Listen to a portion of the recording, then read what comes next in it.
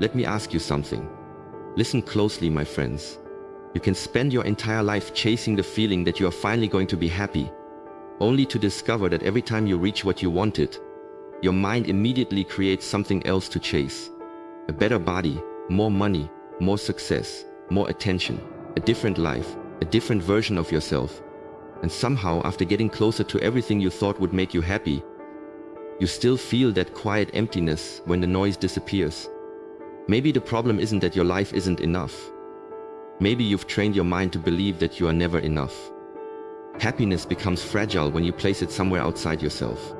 If your peace depends entirely on what you own, what you achieve, how people see you, or whether life follows your plans, then your happiness is always one unexpected event away from disappearing.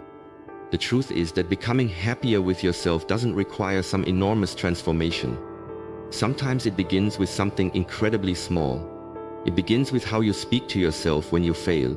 It begins with whether you allow yourself to enjoy a quiet moment without needing constant stimulation.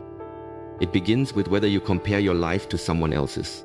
It begins with whether you constantly chase the next achievement instead of experiencing the life already in your hands. These tiny behaviors may seem insignificant, but when you repeat them every day, they become the emotional environment you live inside. Your mind eventually lives in the atmosphere you repeatedly create for it. Think about a person carrying a heavy stone everywhere they go, then spending years searching for a better road because the journey feels painful. They change cities, careers, relationships, routines, and goals, yet they still feel the same weight. Eventually they realize that the road was never the only problem. They were carrying something they had never learned to put down. Many people live exactly like this. They keep changing their circumstances while carrying the same dissatisfaction, comparison, resentment, and self-rejection into every new chapter. They believe a new achievement will finally make them feel complete. They believe another relationship will remove their loneliness. They believe more money will silence their insecurity. But if the mind remains unchanged, the same emptiness can follow you into a completely different life. So, in this video, we're going to uncover 7 small but powerful habits that can help you become genuinely happier with yourself. Not by pretending life is perfect, not by ignoring pain, and not by depending on other people to complete you. Instead, we'll focus on changing the way you experience your own mind and your own life. These habits can help you stop constantly fighting yourself, appreciate what is already present, create greater inner peace, and become comfortable in your own company.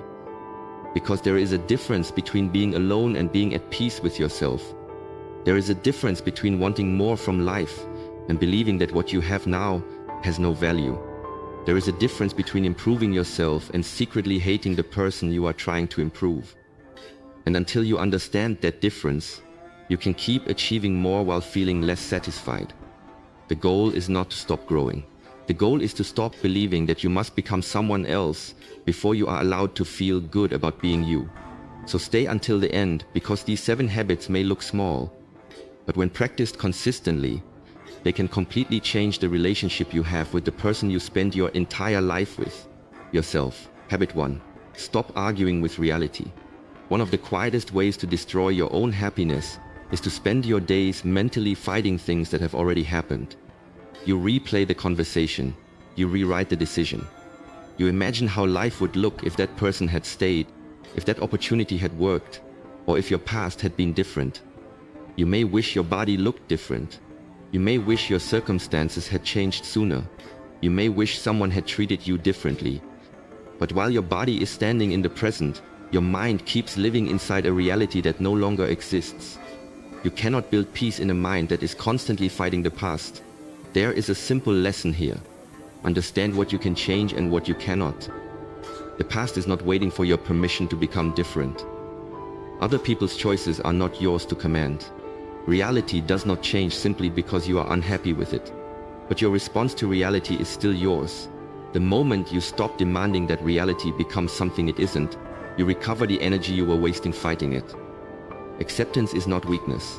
Acceptance is the point where resistance ends and intelligent action begins. Imagine standing on the shore after a storm and shouting at the ocean because it destroyed something you loved. The ocean does not hear your anger. The waves do not reverse because you are devastated. You can spend the entire night screaming at the water, or you can look at what remains, gather the pieces, and decide what can be rebuilt. That is the difference between experiencing pain and adding unnecessary suffering to your life. Pain may be unavoidable. The endless argument with reality is often optional. You will face disappointment. You will lose opportunities. People will sometimes leave. Plans will sometimes collapse. You will make mistakes. Your body will change. Life will surprise you in ways you never expected. The question is not whether these things will happen. The question is what you will do after they happen. And this habit begins with a very simple question. Is this something I can change, or something I must learn to accept? Ask yourself this when someone disappoints you. Ask it when an opportunity disappears. Ask it when you make a mistake. Ask it when your plans collapse. If the answer is that you can act, then act. If the answer is that you cannot change it, then stop spending your emotional energy demanding a different reality. This question can turn a chaotic mind into a disciplined one. But acceptance does not mean becoming passive. If you are unhappy with your current health, acceptance means acknowledging where you actually are instead of pretending everything is fine. Then you train, you improve your habits, you take care of yourself. If your career is behind where you wanted it to be, accept the starting point and build from there. Stop wasting energy wishing you were already further ahead. Use that energy to take the next step. If someone has left your life, accept their decision without allowing their absence to decide the rest of yours. Acceptance looks at the truth without blinking, then asks, what can still be done? That question is powerful because it moves your attention away from what is already finished and toward what is still possible. You do not need to love every situation. You do not need to pretend that disappointment doesn't hurt. You simply need to stop giving the past unlimited control over your present. Your life is happening now, not 5 years ago, not yesterday, not in the future you imagined, right now. And the more you learn to meet reality as it is, the more energy you have to shape what comes next. There is also something psychological happening here. When you repeatedly think about an event you cannot change, your attention keeps returning to the same emotional wound. The event may have happened once, but your mind can replay it hundreds of times. You experience the memory again, the anger again, the regret again, and the humiliation again. You cannot change the original event, but you can repeatedly recreate its emotional presence inside your mind. You may not be able to stop the past from existing, but you can stop giving it unlimited access to your present. Think of your attention as a limited currency. Every minute spent mentally fighting yesterday is a minute you cannot invest in today. Every hour spent comparing your current life with an imaginary version of how your life should have been is an hour removed from the life that is actually available to you. This is why acceptance is not just a philosophical idea. It is practical.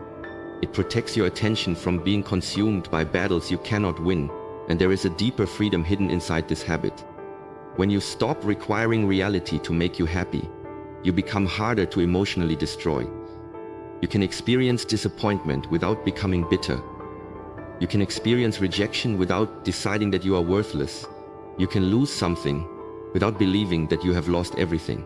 Your happiness becomes less dependent on circumstances because your mind stops treating every unwanted event as a personal injustice. Tonight, think about one thing you have been mentally arguing with for weeks, months, or even years.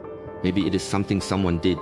Maybe it is something you regret. Maybe it is a part of yourself you keep wishing were different. Don't force yourself to love it. Don't pretend it didn't hurt. Simply tell yourself, this is what happened. This is where I am now. What can I do with what remains? That question is powerful because it brings you back from the imaginary world of what should have happened into the only world where your actions actually matter. You cannot make peace by winning an argument with reality. You make peace by finally accepting what is, and then using what remains to build what comes next. Habit 2. Stop measuring your life against other people. One of the fastest ways to become unhappy with yourself is to constantly use someone else's life as the measuring stick for your own. You see their success, and suddenly your progress feels small. You see their appearance, and suddenly your own reflection feels inadequate. You see their relationship, their money, their lifestyle, or their confidence, and without realizing it, you turn their highlight into evidence against yourself. Comparison doesn't simply show you what someone else has. It quietly teaches you to dislike what you already have. Your emotional state becomes dependent on things that were never yours to control. Someone else's possessions do not become your deficiency simply because they possess them. Someone else's success does not make your journey a failure. A mountain does not become smaller because another mountain is taller. Your task is not to defeat every mountain you see. It is to climb the one that belongs to you. Imagine two runners starting at different points on a massive landscape. One begins with better shoes. Another begins with more training. Another has a shorter path. Another begins much later. If you spend your entire race looking sideways, you will eventually lose sight of your own direction. You will become exhausted trying to match a race you were never running. Your life works the same way. The moment you turn someone else's timeline into your deadline, peace begins to disappear. You may look at someone who is already successful and wonder why you are not there yet. You may see someone who appears confident and question your own abilities. You may see someone enjoying a lifestyle you want and suddenly believe that your current life has no value, but you are seeing a small piece of their story, not the entire story. Modern comparison has become incredibly powerful because it is always available. You can open your phone and compare yourself with thousands of people before breakfast. You can see someone's best moments without seeing their private struggles. You can see the result without seeing the years behind it. You can see the body without seeing the habits that created it. You can see the wealth without seeing the risks, sacrifices, failures, or circumstances behind it. You are comparing your entire life to a carefully selected fragment of someone else's. And comparison becomes even more destructive when you compare your present self with someone else's final result. You look at a person who has mastered something after 10 years and judge yourself because you are struggling during your first year. You look at someone who built a successful career and feel behind because you haven't found your direction yet. But progress has a rhythm. A seed does not become a tree because you become impatient with the soil. Growth cannot be rushed simply because someone else's tree is already visible. This doesn't mean you should stop admiring successful people. Admiration can become instruction. Envy can become information. If someone possesses a quality you genuinely respect, ask yourself what behavior produced it. Instead of saying, "I wish I had their life," ask, "What can their life teach me about the person I want to become?" That one shift transforms comparison from poison into education. And there is something even deeper. Sometimes you are not jealous of the person. You are grieving the version of yourself you believe you should have become by now. You see someone moving forward, and it reminds you of your own unfinished ambitions. That pain can be useful if you interpret it correctly. Don't use it as proof that you are worthless. Use it as a signal that something inside you still matters. The discomfort may not be saying that you are behind. It may be saying that there is still something you want to build. So create a private scoreboard. Measure yourself against your own previous behavior. Are you more disciplined than you were 6 months ago? Do you recover faster from failure? Do you speak to yourself with more respect? Do you keep more promises to yourself? Do you spend your attention more wisely?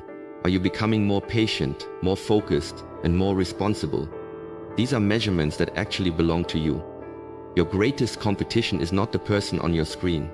It is the version of you that keeps asking for another year without changing anything. Tonight, when you catch yourself comparing, don't immediately force the thought away. Pause and ask yourself, what exactly am I seeing that I want?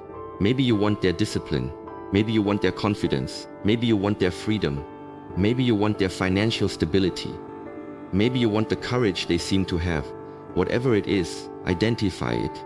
Then stop comparing and start building. Let someone else's success remind you that something is possible, not that you are inadequate. Their journey is evidence of what they built. It is not evidence that you have failed. You have your own starting point, your own circumstances, your own lessons, and your own path forward. The goal is not to become better than everyone else. The goal is to become more honest, capable, peaceful, and disciplined than the person you were yesterday. When you focus on that, comparison loses its power, and slowly, you begin to appreciate your own life again. Maybe it is confidence, maybe it is freedom, maybe it is discipline, maybe it is better health, maybe it is financial stability. Whatever it is, identify the quality beneath the envy. Then turn your attention toward the habit that could help you build it. Because happiness with yourself does not come from proving that you are better than everyone else. It comes from no longer needing someone else's life to become smaller before you can appreciate your own. You don't need their path. You need to become faithful to yours. Habit 3. Learn to enjoy your own company. There is a strange emptiness many people carry that becomes visible only when the room becomes quiet. The phone stops vibrating. The notifications disappear. Nobody is asking for anything. There is no music, no conversation, and no screen demanding your attention. Suddenly, being alone feels uncomfortable, so you reach for something. You scroll, you message someone, you watch something, you chase stimulation, you create unnecessary noise. But if you cannot sit peacefully with yourself for even a few minutes, you may not actually be afraid of loneliness. You may be afraid of meeting the person you have been avoiding. Solitude can be viewed differently. It does not mean becoming isolated or rejecting people. It means becoming comfortable enough with yourself that your happiness does not collapse the moment nobody is entertaining you. A person who can enjoy their own company becomes much harder to control through loneliness. Think of a deep mountain lake. When the surface is constantly disturbed, you cannot see what lies beneath it. Every wind creates waves. Every movement creates distortion. But when the water becomes still, the depth becomes visible. Your mind is similar. Constant stimulation keeps you on the surface. Silence allows you to see what is actually happening underneath. What do you fear? What do you desire? What do you regret? What do you value? What have you been pretending not to care about? Modern life makes this especially difficult because your attention can be occupied almost every second. You can wake up and immediately consume someone else's thoughts before hearing your own. You can eat while watching something. You can walk while listening to something. You can sit while scrolling. And you can fall asleep after consuming another 100 pieces of information. Your mind rarely receives a clean moment to simply exist. And when silence finally arrives, it can feel almost threatening. But discomfort with silence is not proof that silence is bad. Sometimes it is evidence that your mind desperately needs it. There is also a deeper psychological reason this matters. When you constantly escape uncomfortable thoughts through stimulation, you never give yourself the opportunity to process them. You may temporarily feel better, but the underlying emotion remains. The unfinished conversation remains. The uncertainty remains. The insecurity remains. The regret remains. You haven't solved the problem. You have simply distracted yourself from noticing it. This is why learning to sit alone can become a form of emotional strength. You stop running from every uncomfortable thought and begin learning which thoughts deserve your attention. Solitude gives you a rare opportunity to observe your thoughts without immediately reacting to them. You can notice, I'm feeling rejected. Then ask, what story am I attaching to that feeling? You can notice I feel behind. Then ask, compared with whom? You can notice I'm afraid of the future. Then ask, what part of that future is actually within my control? Self-awareness begins when you stop automatically believing every thought your mind produces. Try something simple. Take 10 minutes each day with no phone, no music, no television, and no conversation. Sit somewhere quiet and let your mind settle. Don't force yourself to meditate perfectly. Don't try to manufacture happiness. Simply observe. At first you may feel restless. You may reach for your phone without even realizing it. That's exactly the point. You're discovering how dependent your attention has become on constant stimulation. With repetition, the silence becomes less threatening. Eventually, it can become one of the few places where you genuinely feel free. And then something beautiful happens. You begin discovering that happiness does not always need an event. A quiet morning can feel enough. Walking alone can feel enough. Drinking coffee while watching the world move can feel enough. Reading something meaningful can feel enough. Sitting with your own thoughts, without needing to escape them, can feel enough. You stop demanding that every moment entertain you before you allow yourself to enjoy it. This does not mean you should stop wanting relationships, friendship, love, achievement, or adventure. Human connection matters. We are social beings, and meaningful relationships can bring enormous value to our lives. But there is a difference between enjoying someone's presence and needing their presence to escape yourself. When you learn to enjoy your own company, relationships become choices rather than emotional life support. You can love someone deeply without being terrified of being alone. You can enjoy friendship without becoming dependent on constant attention. You can spend time with others and still remain comfortable when the room becomes quiet. So tonight, don't immediately fill every empty moment. Let one moment remain empty. Sit with yourself. Listen to what your mind has been trying to say beneath all the noise. You may discover sadness. You may discover fear. You may discover ambition. You may even discover a version of yourself you haven't heard in years. And that discovery can become the beginning of a much healthier relationship with yourself. Because happiness with yourself begins when your own presence stops feeling like something you need to escape. When you become comfortable in your own company, the world can become quieter without becoming emptier. Habit 4. Stop making happiness conditional. One of the most dangerous sentences you can teach your mind is, "I'll be happy when." I'll be happy when I get the money. I'll be happy when I lose the weight. I'll be happy when I find the right person. I'll be happy when my career finally works. I'll be happy when people finally respect me. I'll be happy when everything goes according to plan. It sounds harmless, but every time you repeat it, you move happiness into a future that does not exist yet. You are telling yourself that the present is only a waiting room and that your real life will begin later. But later keeps moving. You reach one goal and another appears. You earn more money and suddenly you want more. You improve your appearance and then you find another flaw. You achieve something you worked for years to accomplish, and within days your mind asks, what next? There is nothing wrong with ambition. There is nothing wrong with wanting a better life. The problem begins when you make happiness dependent on achieving the next condition. If you cannot appreciate anything until everything is perfect, you may spend your entire life waiting for a moment that never arrives. The goal is not to stop improving yourself. The goal is to learn how to appreciate your life while you are improving it. You can want more and still be grateful for what you have. You can have goals without treating your current self as a failure. You can work toward a better future without rejecting the present. Your life does not become valuable only after you reach the destination. It has value while you are walking toward it.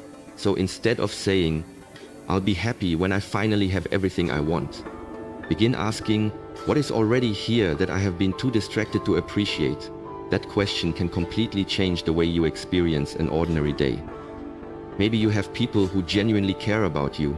Maybe you have another morning to begin again. Maybe you have a body that allows you to move. Maybe you have the ability to learn. Maybe you have a quiet moment that you usually rush through. Maybe your life is not perfect, but it contains more good than your mind has been trained to notice. Happiness does not require you to ignore what is missing. It requires you to stop becoming blind to what is already present. You can continue building your future while learning to live inside your present. That balance is where real contentment begins. So, after everything we have explored, remember this. Becoming happier with yourself is not about creating a perfect life. It is about creating a healthier relationship with the life you already have. You do not need to eliminate every problem before you can experience peace. You do not need to become the most successful person in the room before you can respect yourself. You do not need everyone to understand you, approve of you, or stay with you before you can feel whole. Start by stopping the endless argument with reality. What happened has happened. Learn from it, accept what cannot be changed, and put your energy into what you can still build. Your past may explain where you are, but it does not have to control where you go next. Stop measuring your life against other people. Their success is not proof of your failure. Their timeline is not your deadline. You have your own starting point, your own struggles, your own strengths, and your own path. Compare yourself with who you were yesterday, and let your progress become your measurement. Learn to enjoy your own company. Give yourself moments without noise, without screens, and without constant stimulation. Sit quietly, listen to your thoughts, understand what you feel instead of immediately trying to escape it. When your own presence becomes comfortable, you stop needing other people or constant entertainment to feel complete. And stop making happiness conditional. Do not keep telling yourself, "I'll be happy when I have more money, when I look better, when I find the right person, or when everything finally goes according to plan." You can have goals and still appreciate today. You can want more and still recognize what is already valuable. Remember, growth and self-acceptance are not enemies. You can improve yourself without hating yourself. You can become